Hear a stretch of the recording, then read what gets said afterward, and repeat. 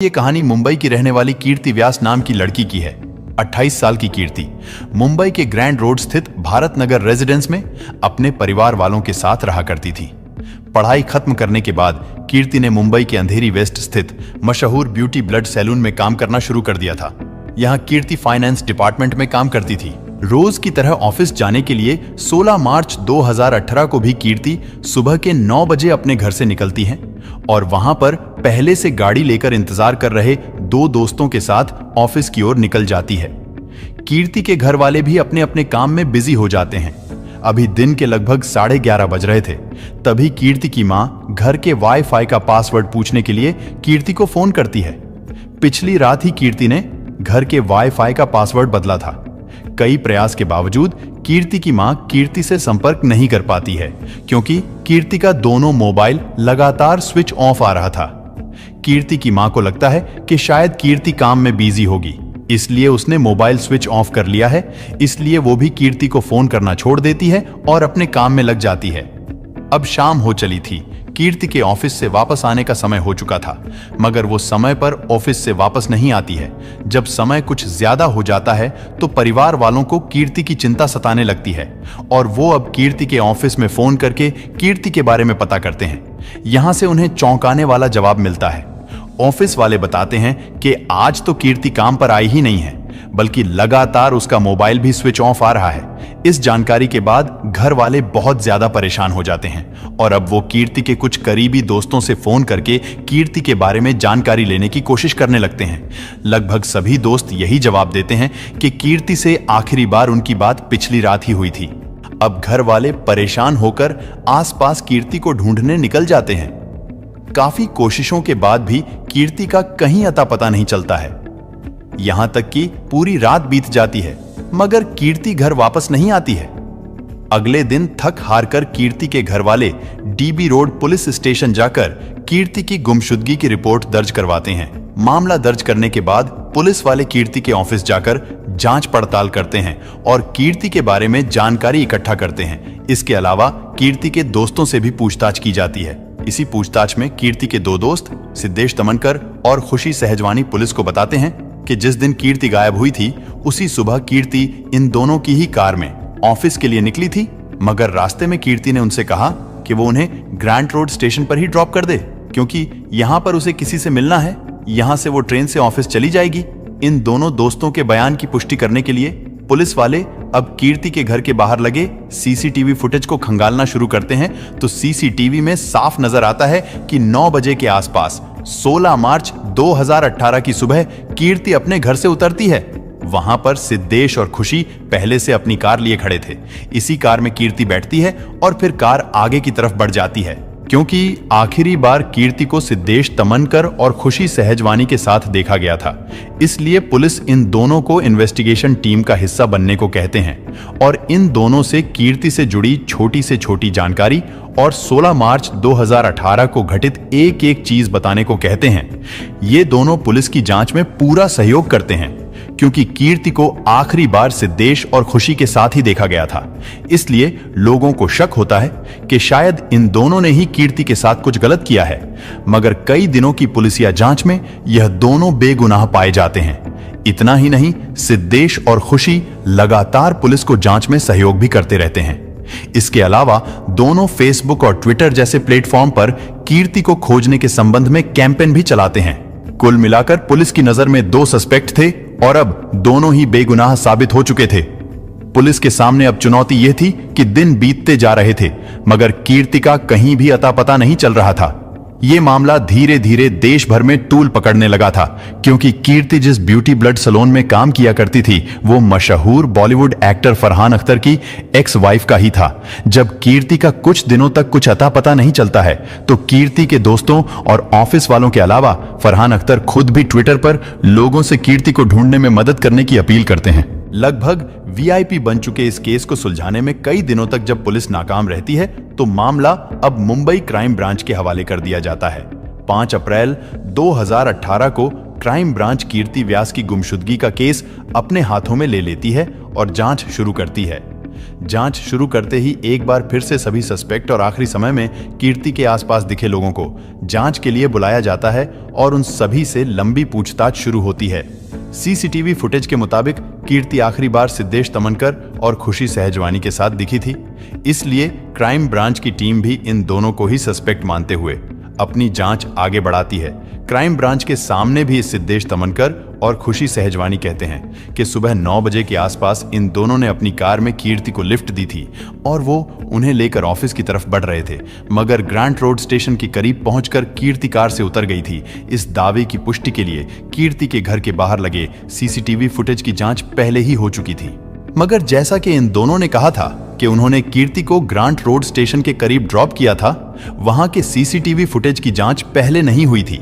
इसलिए crime branch की एक टीम तत्काल ही स्टेशन के आसपास लगे सीसीटीवी फुटेज को खंगालना शुरू करते हैं। इसके अलावा सिद्धेश तमनकर और खुशी सहजवानी की कार में भी सीसीटीवी लगा हुआ था, उसके भी फुटेज की जांच शुरू होती है। यहाँ कुछ चौंका देने वाला खुलासा होता है, ना तो खुशी सिद्धेश और ना ही कीर्ति स्टेशन के आसपास या स्टेशन पर लगे किसी सीसीटीवी में कैद होती है और ना ही सिद्धेश तमनकर की कार में लगे सीसीटीवी से इन दोनों के 16 मार्च 2018 को इस स्टेशन की तरफ जाने की पुष्टि होती है। जब इस बारे में सिद्धेश और खुशी से पूछा जाता है कि तुमने तो बताया था कि तुम दोनों ने कीर्ति को ग्रांट रोड स्टेशन पर ड्रॉप किया था, जबकि सीसीटीवी के मुताबिक तुम लोग वहां गए ही नहीं थे, तो इस पर सिद्धेश और खुशी पुलिस वालों से कहते हैं कि दरअसल पहले कीर्ति ने उनसे कहा था कि मुझे स्टेशन तक छोड़ दो, मगर रास्ते में कीर्ति ने नवजीवन सोसाइटी के पास ही उतरने के लिए कह दिया। इस कारण वह ग्रांट रोड स्टेशन तक नहीं पहुंच पाए, क्योंकि दोनों प्राइम सस्पेक्ट ने कई बार अपना बयान बदल दिया था। इसलिए पुलिस वालों को शक होने लगता है और इन दोनों पर कड़ी नजर रखी जाने लगती है। इसके अलावा उनके फोन रिकॉर्ड की भी जांच की जाती है, मगर कहीं से कुछ भी संदिग्ध नहीं मिलता है और ये दोनों आजाद घूमते रहते हैं। अब कीर्ति को गायब हुए लगभग 50 दिन से ज्यादा हो चुके थे, मगर कहीं भी कीर्ति का अता पता नहीं था। ऐसा लगने लगा था कि शायद कीर्ति के बारे में कहीं कुछ पता नहीं चलेगा, मगर तभी पुलिस को एक ऐसी फॉरेंसिक रिपोर्ट मिलती है जिससे केस का पूरा रुख ही बदल जाता है। दरअसल जिस कार से आखिरी बार यानी 16 मार्च 2018 को कीर्ति, सिद्धेश और खुशी सहजवानी ऑफिस की ओर निकले थे, उस कार को शुरू में ही पुलिस वाले फॉरेंसिक जांच के लिए फॉरेंसिक लैब में भेज देते हैं। जब फॉरेंसिक लैब की रिपोर्ट आती है तो उसमें कहा जाता है कि कार की डिक्की में से खून की एक बूंद बरामद की गई है। जब इस एक बूंद खून का डीएनए टेस्ट किया गया और इसका मिलन कीर्ति के माता पिता के सैंपल से किया गया तो दोनों मैच कर गए, मतलब कि उस कार में मौजूद एक बूंद खून कीर्ति का था। कार में कीर्ति के एक बूंद खून की मौजूदगी अब बहुत कुछ इशारा कर रही थी। इस खुलासे के बाद पुलिस वाले तुरंत एक बार फिर से सिद्धेश तमनकर और खुशी सहजवानी को अपनी हिरासत में ले लेते हैं और अब इन दोनों से सख्ती से पूछताछ का सिलसिला शुरू होता है।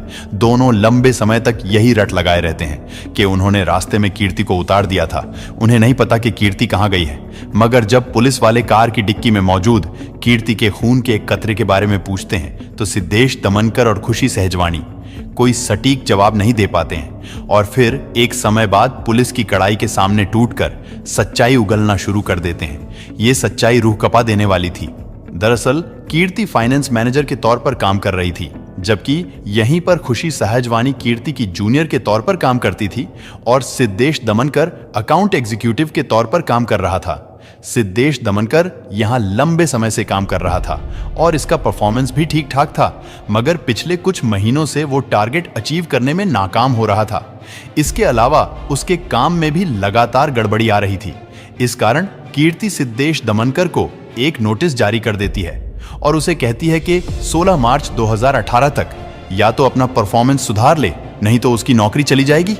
इस नोटिस के बारे में 28 साल का सिद्धेश दमनकर अपने साथ काम करने वाली 42 साल की खुशी सहजवानी को भी बताता है। दरअसल खुशी सहजवानी पहले से शादीशुदा थी, मगर ऑफिस में वो सिद्धेश दमनकर के साथ रिलेशनशिप में आ जाती है।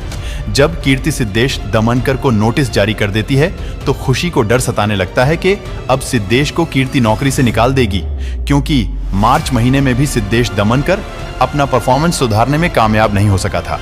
अब यहीं पर खुशी सहजवानी और सिद्धेश दमनकर मिलकर एक खौफनाक प्लान बनाते हैं ताकि सिद्धेश की नौकरी बचाई जा सके। प्लान के मुताबिक ये दोनों कीर्ति को फोन करते हैं और कहते हैं कि आज तुम हम दोनों के साथ ही कार से ऑफिस तक चलो। पहले रोजाना कीर्ति ट्रेन से अपने ऑफिस जाया करती थी। इन दोनों के कहने पर कीर्ति इन दोनों की इको स्पोर्ट्स कार में बैठ जाती है। कीर्ति के कार में बैठने के बाद ये दोनों कार को लेकर सुनसान इलाके में चले जाते हैं और रास्ते में कीर्ति से कहते हैं कि वो सिद्धेश दमनकर को नौकरी से ना निकाले। इस पर कीर्ति जवाब देती है कि इस बारे में ऑफिस मीटिंग में फैसला लिया जाएगा। जब कीर्ति की तरफ से इन दोनों को मन मुताबिक जवाब नहीं मिलता तो दोनों कार के अंदर ही कीर्ति से लड़ने लगते हैं और इसी लड़ाई के दौरान सिद्धेश दमनकर और खुशी सहजवानी मिलकर दुपट्टे से कीर्ति का गला घोंट देते हैं और काफी देर तक गला दबाए रखते हैं। इस कारण कार के अंदर ही कीर्ति की मौत हो जाती है। कीर्ति की मौत होने के बाद ये दोनों अब लाश को ठिकाने लगाने के प्लान में लग जाते हैं, मगर सब कुछ नॉर्मल लगे इसलिए ये दोनों कार के शीशे को सन रूप से ढक देते हैं और कीर्ति की लाश को कार के अंदर ही छोड़कर ऑफिस चले जाते हैं। फिर वहां से वापस आकर कार को एक सुनसान इलाके में ले जाते हैं और पहले तो कार के अंदर ही कीर्ति के शव को 3 टुकड़ों में काटते हैं और फिर तीनों टुकड़ों को अलग अलग जगह पर फेंक देते हैं और फिर ये दोनों लाश को ठिकाने लगाने के बाद पास के ही एक कार वॉशिंग सेंटर में जाते हैं और अपनी कार की अच्छे से अंदर बाहर सफाई करवाते हैं। यहाँ से ये दोनों कीर्ति के घर जाते हैं और उसके परिवार वालों के साथ मिलकर कीर्ति को खोजने का नाटक करने लगते हैं। किसी को शक ना हो इसलिए सिद्धेश और खुशी ऑनलाइन कीर्ति को ढूंढने के लिए कैंपेन भी चलाते हैं और फिर खुद ही चलकर पुलिस तक भी जाते हैं ताकि पुलिस को भी इन पर किसी तरीके का कोई शक ना हो। कार की धुलाई करवाने के बाद इन दोनों को लगता है कि वो कभी नहीं पकड़े जाएंगे, मगर किस्मत से कार धोने वाला कार की डिक्की की अच्छे से सफाई करने में नाकाम रह जाता है और कीर्ति की खून की एक बूंद कार की डिक्की में रह जाती है और इसी एक बूंद से पूरे मामले का खुलासा हो जाता है। इस पूरे खुलासे के बाद सिद्धेश दमनकर और खुशी सहजवानी पर किडनैपिंग, पुलिस को गुमराह करने, सबूत मिटाने, हत्या करने जैसे गंभीर धाराओं के तहत मामला दर्ज किया जाता है और गिरफ्तार करके जेल भेज दिया जाता है। फिलहाल इस केस की स्थिति के बारे में बात करें तो बेल पर खुशी सहजवानी जेल से बाहर आ चुकी है और बताया जाता है कि सिद्धेश दमनकर अभी भी जेल में है। वहीं पुलिस आज तक कीर्ति के लाश के टुकड़ों को बरामद नहीं कर पाई है।